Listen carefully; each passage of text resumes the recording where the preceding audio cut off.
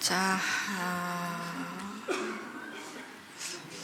учрал дараад амжилт хүсье.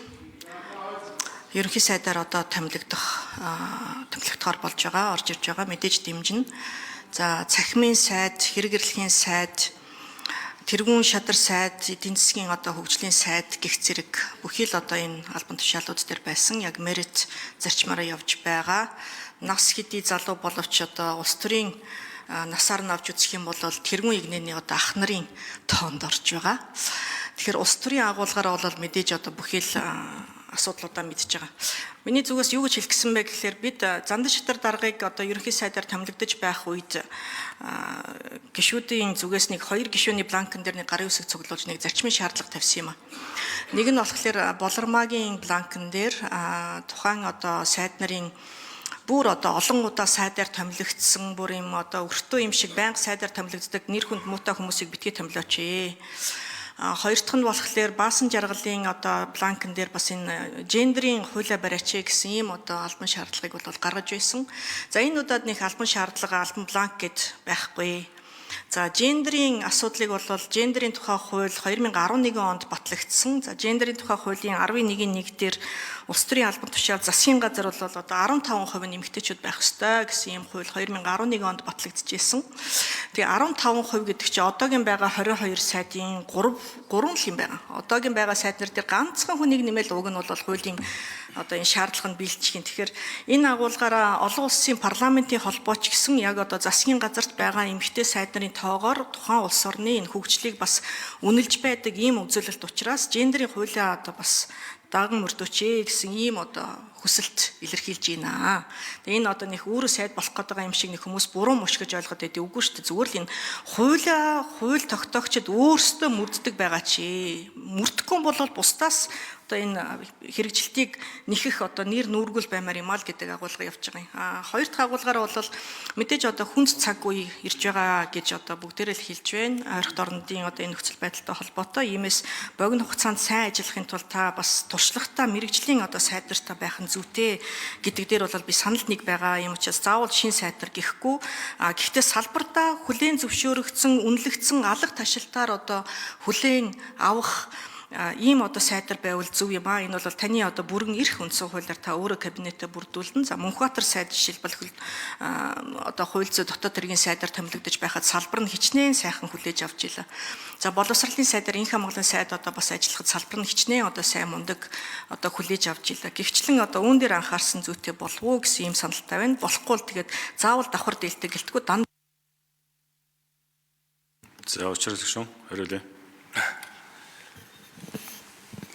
За энэ хариуцлагатай цаг үе байна. Тэм учраас ажилдаа урдан шуурхаа орох хэрэгтэй.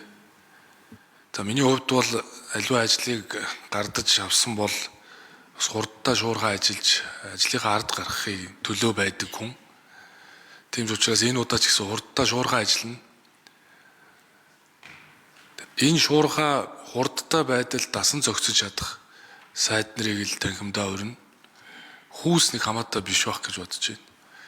Улс төрийн капиталын нэгдэл бол өөрөө засгийн газар. Тийм учраас сайн менежер байх ёстой. Миний хурдыг үүсгэх ёстой.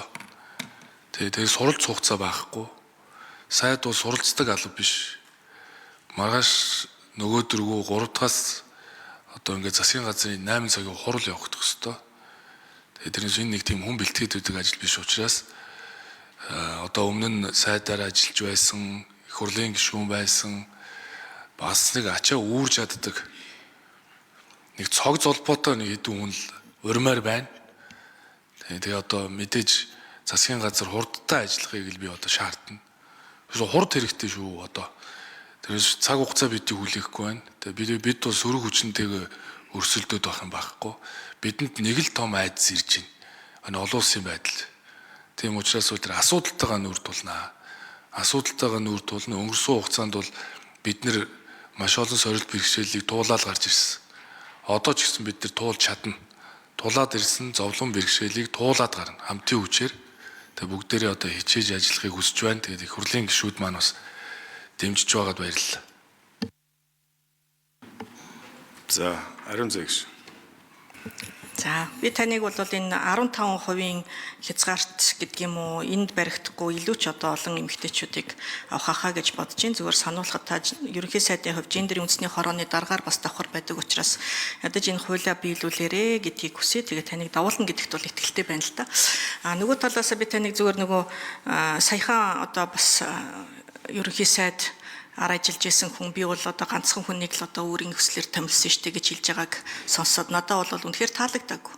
Үннийг хэлээ. Тэгээд энэ агуулгаар бол та бас өөрөө бас яг үнэхээр энэ тантай одоо шуурхаа сайн ажиллаж хамгийн гол нь галыг үүр дээрээ үүрдэг байх ийм одоо сайдар байх хэрэгтэй шүү. Тэрнээс биш өөрөө одоо гал өөртөө дуудаж засгийн одоо нэр хүндийг доошоо татдаг эргүүлээд одоо альва гал ирлээ гэхэд ерөнхий сайд руугаа бүр улсын их хурл руугаа бүр цаашлаад одоо ерөнхийлөгч рүүгээ одоо шийддэг ийм одоо сайдар байгаад хэрэггүй шүү дээ. Улс төрийн шихаагаар. Энийг л одоо хүсье да. Амжилт хүсье, баярлалаа. За үг хэллээ. Скотрын Эрдэнэ